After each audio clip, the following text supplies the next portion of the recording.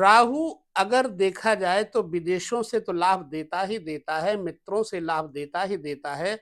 राहु आदमी को भय कितना है, यह भी बताएगा। राहु से आपके भय के बारे में पता चलता है।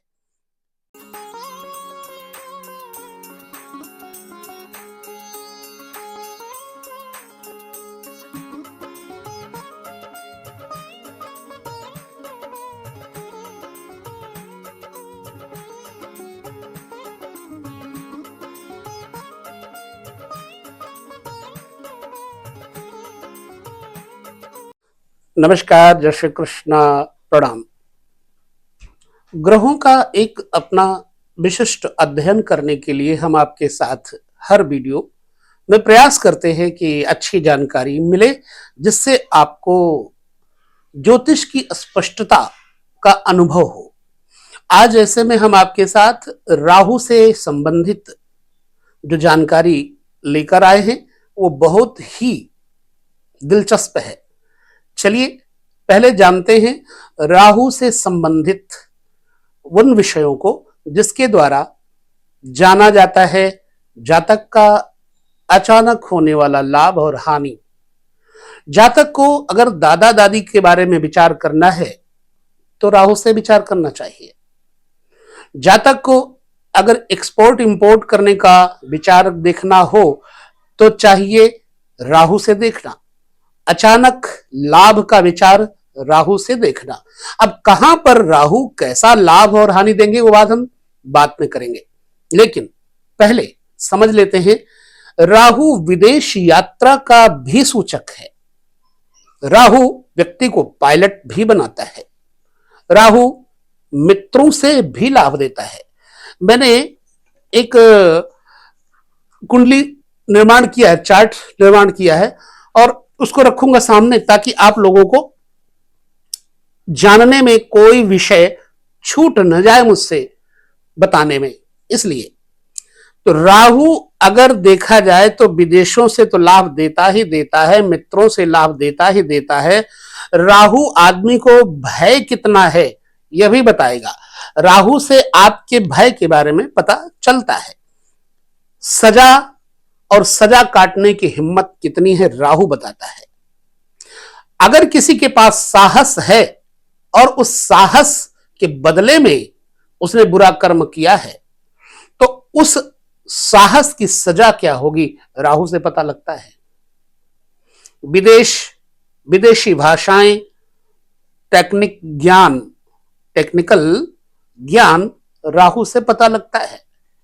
टेक्निकल इंफॉर्मेशन के समस्त सूत्रों को राहु के द्वारा जाना जा सकता है। जिस व्यक्ति का राहु प्रबल हो ऐसा व्यक्ति टेक्नीशियन इत्यादि भी होता है। कब, कहां, कैसे, अब ये हम लग्न के अनुसार, चार्ट के अनुसार बाद में चर्चा करेंगे। पहले चर्चा कर लेते हैं राहु हमारे लिए महत्वपूर्ण क्यों है। राहु हमारे जीवन की महत्वाकांक्षाओं के बारे में भी बताता है।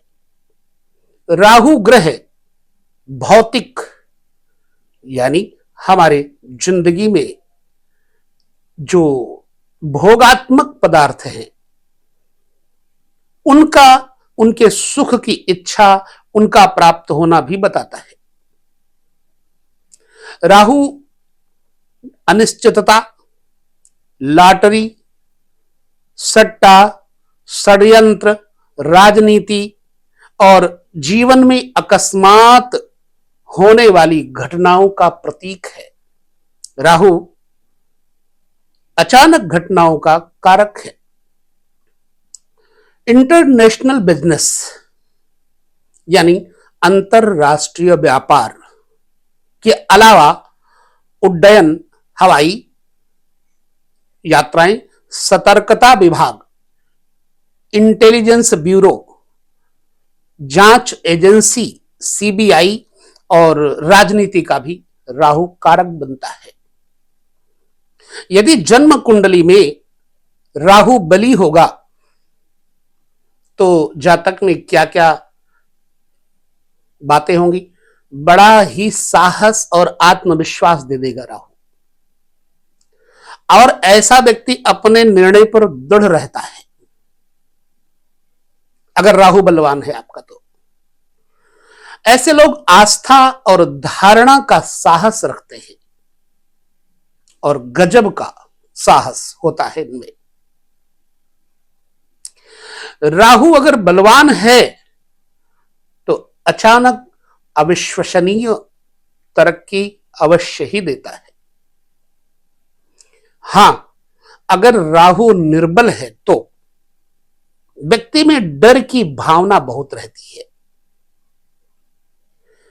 और अंतर्दशा राहु की महादशा जब आती है तो व्यक्ति के चेहरे पर देखने में जो उसका फेस है नजर आने लगता है।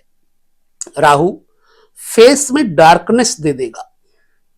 राहु का अगर गलत प्रभाव पड़ेगा तो कई लोगों को देखा होगा माथे पर या चेहरे पर कहीं ना कहीं डार्कनेस आ जाती है, धब्बे से आ जाते हैं। वैसे मैं वार्ता ही कर रहा हूं। तो अंतर्दशा में अगर राहु का प्रभाव देखा जाए गलत होने पर व्यक्ति को परेशान करेगा और उसके आसपास रहने वाले लोग उसके खिलाफ षड्यंत्र रचने लगते हैं। राहु बुरा होगा तो अगर राहु किसी व्यक्ति के प्रथम घर में हो, ठीक, लग्न के अंतर्गत लग्न को प्रथम घर कहते हैं, तो जातक अपने व्यक्तित्व को बहुत निखारता है और साथ ही लोगों को प्रशिक्षित करता है कि व्यक्ति अपने व्यक्तित्व को कैसे निखार सकता है। जन्म कुंडली में यदि राहु दूसरे घर में होगा, दूसरा घर है क्या? धन है, वाणी है, कुटुंब है और बचपन है। सच बताऊं तो दूसरे घर में अगर राहु को प्रभावित करेगा तो बचपन दुखमय होगा। बचपन में ऐसा व्यक्ति अपने घर से बाहर रहकर के शिक्षा प्राप्त करेगा। जीवन में वो अपने परिवारजनों के साथ बैठ के रह नहीं सकता। हालांकि ऐसा व्यक्ति समृद्धिशाली जरूर होगा लेकिन बाहर से पैसा आएगा। यही उसके जीवन का उद्देश्य होता है, सफलता, समृद्धि। लेकिन हमेशा एक अनिश्चितता भी बना देता है राहु। द्वितीय भाव में अनस्टेबिलिटी, ठीक, जीवन में आर्थिक रूप से अनिश्चितता की भावना बनी रहती है। हाय, मेरे पास कल क्या होगा, कल पैसा होगा कि नहीं होगा, मेरे परिवार कैसे जिएंगे, परिवार वाले, मेरे परिवार को कोई दुख तो नहीं होगा, मेरा सम्मान तो नहीं चला जाएगा, मेरा आत्मसम्मान बना तो रहेगा। हां, यह द्वितीय भाव में होने पर देखा गया है। राहु तृतीय भाव में हो तो शुभ और अशुभ दोनों अवस्थाओं को आपने देखना है। राहु शुभ होगा तो बल, पराक्रम, पौरुष, पुरुषार्थ देगा, अच्छे मित्र देगा। लेकिन खराब राहु बुरे मित्र देगा। देखिए, तृतीय भाव में राहु होने का मतलब है कि व्यक्ति में उच्च प्रतिभा होती है, मानसिक संतुलन को नियंत्रित करने की क्षमता होती है, टेक्निक देता है। अगर राहु तृतीय भाव में है तो एक चीज और देखेंगे, आपके हाथ में, आपके कंधे में तिल का, चोट का निशान, कंधा उखड़ना, बचपन में चोट इत्यादि का भी प्रतीक होगा राहु। छोटे भाई बहनों का सुख कम कर देगा राहु। तृतीय भाव में होने पर मित्रों का जीवन में धोखा देना व्यक्ति के जीवन में विशेष रहता है। मित्र धोखा देते हैं, मित्र और भाई। चतुर्थ भाव में राहु क्या करता है? मानसिक शांति को सदैव भंग रखता है और माता पिता के लिए यह व्यक्ति निश्चिंत नहीं रहता, चिंतित रखता है। मां बाप में आपसी मतभेद बनाएंगे और ऐसा जातक बचपन में या कुछ काल बाद अपने माता पिता को खो देता है। कितना सच है, आपके चतुर्थ में यदि राहु बैठा है तो अब देखिए, अगर है तो माता पिता भी हैं तो आप माता पिता के साथ नहीं रहते होंगे, फैक्ट है इसका। अगर राहु पंचम भाव में बैठा हो, शुभ हो तो ठीक है, और नहीं अकेला राहु ही पंचम भाव में बैठा अचानक दुर्घटना का कारण बनता है। पंचम में बैठा हुआ राहु जातक को ज्योतिष के प्रति बड़ी जिज्ञासा दे देता है, रुचि दे देता है। जातक जो भी कार्य करेगा, अगर पंचम में राहु वाला जातक है तो उसके प्रारंभ में बाधा जरूर आएगी, रुकावट जरूर आएगी। पंचमस्थ राहु बैठने का अगर बहुत बुरा असर हो तो जातक को संतान पक्ष और पेट की पीड़ा इत्यादि से परेशानी रहती है। प्रायः हकलाहट, विद्या में रुकावट, पढ़ाई में मन न लगना इत्यादि राहु। बड़े भाई बहनों के साथ भी मतभेद दे देना राहु। अगर राहु छठे बैठा हो, याद रखिए तीसरे, छठे, 11वें भाव में बैठे हुए क्रूर और पाप ग्रह व्यक्ति को साहस देते हैं। तो यहां पर राहु अगर बैठा होगा छठे में तो निश्चित बात है जातक को स्पष्टता, सफलता प्रदान करेगा और इस व्यक्ति से इसके शत्रु परास्त हो जाते हैं। परंतु ननिहाल पक्ष से कुछ प्रॉब्लम जरूर रहती है, मौसी छोटी, मामा छोटे इत्यादि। व्यक्ति के पास पैसा रहेगा, अच्छा राहु व्यक्ति को जैसे किसी को ऋण देने पर, बिजनेस करने वाला, मतलब जो पैसा किसी को ब्याज पर देकर बढ़ाया जाता है वो बना देगा। और अगर बुरा है तो ऐसा व्यक्ति कर्जा लेकर के ब्याज बढ़ा लेगा, अपने ऊपर परेशान रहेगा। षष्ठमस्थ राहु जीवन के सभी क्षेत्रों में सफलता देता है, शत्रु भी आसानी से पराजित होते हैं। सप्तम स्थान पे राहु अगर है तो जातक को पृथ्वी पर अपने जीवन साथी के साथ, ये सोच लो, संबंध बनाने के लिए भेजा गया है। उसके वैवाहिक जीवन में हमेशा अनिश्चितता बनी रहती है। अब उसे अपने जीवन साथी के साथ कैसे रहना है समझना होगा। सप्तमस्थ राहु होने पर जातक के व्यभिचारी होने का संकेत भी देते हैं।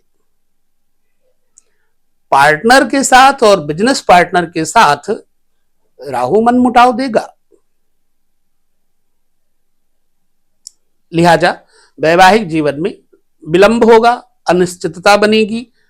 आई थिंक वेद जितने ज्योतिषीय मत हैं वह भी इस बात को मानते हैं। अष्टम स्थान पे राहु, ऐसे राहु के कारण जीवन में जातक को मृत्यु से ऊपर ही लक्ष्य होता है। जीवन और मृत्यु से ऊपर ही लक्ष्य होता। बड़ी ऊंची खोज, बड़ी ऊंची सोच रख करके चढ़ेगा तो शिखर पर, एवरेस्ट पर चढ़ेगा, और गिरेगा तो पाताल में जाएगा। खोजी बनाता है। लेकिन आयु का जो देखा जाए तो आयु को थोड़ा सा डाउन करेगा। अगर नवम स्थान पे राहु है तो जातक को राजनीति में प्रवेश नहीं करने देता, लेकिन राजनीतिक लोगों के साथ संबंध जरूर बनाता है, संबंध जरूर जोड़ता है। धर्म का घर है नवम, कुल परंपराओं का भाव है नवम, ये विधर्मी भी हो जाता है नवम भाव में राहु। जातक को धर्म से हीन कर देता है, धर्म को परिवर्तित भी करवा देता है राहु। पैतृक कुल परंपराओं को ना मान करके अपने बनाए हुए नियमों को चलाने लगता है। अक्सर आपने देखा होगा, पूजा पाठ, ध्यान, यज्ञ कर्म करेगा, लेकिन सिर्फ एक प्रदर्शन के लिए करेगा, धर्म का प्रदर्शन करता है राहु नवम घर में बैठा होगा तो। और देखा जाए अष्टम भाव के राहु की जो मैंने चर्चा की है, वो अगर राहु की दशा चल रही है तो जातक को अष्टम भाव का स्वामी जीवन में पूरी तरह से तहस नहस कर देता है, नष्ट कर देता है।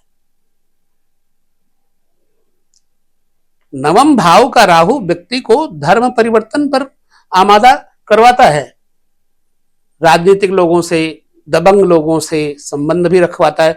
ऐसा आदमी बड़बोलापन की बातें करता है, भाई बंधु वर्ग, मित्र वर्ग इसके साथ थोड़े दिन खूब जुड़ते हैं, उसके बाद अचानक इसकी सच्चाई सामने आते ही उड़ जाते हैं। दशम भाव में यदि राहु है, दशम भाव है क्या, पिता का घर है, व्यापार है,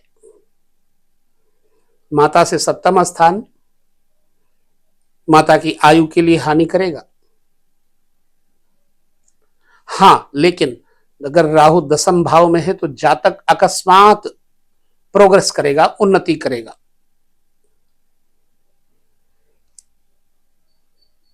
घर में बैठने की छुट्टी नहीं मिलेगी जातक को। 11वां भाव आमदनी का भाव,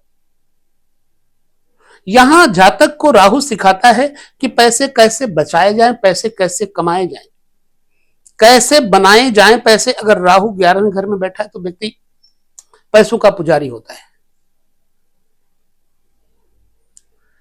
उसे उद्योग, बिजनेस, नए नए आइडियाज सूझते रहते हैं कि हम ये करें तो ये हो जाएगा, वो करें तो वो हो जाएगा।